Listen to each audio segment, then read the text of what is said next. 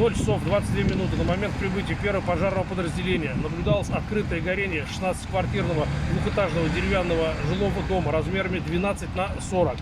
В доме находилось 16 квартир, 4 из которых нежилые. Проживало 19 человек, из которых 4 ребенка. Площадь пожара составила 480 метров квадратных. На тушение было подано 6 стволов КУРС-8, спасен 1 человек. Также было проложено к месту пожара 2 магистральных линии. Пошли площадь, стали эвакуировать.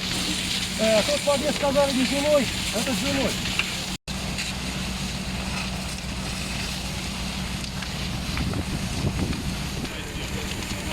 97633.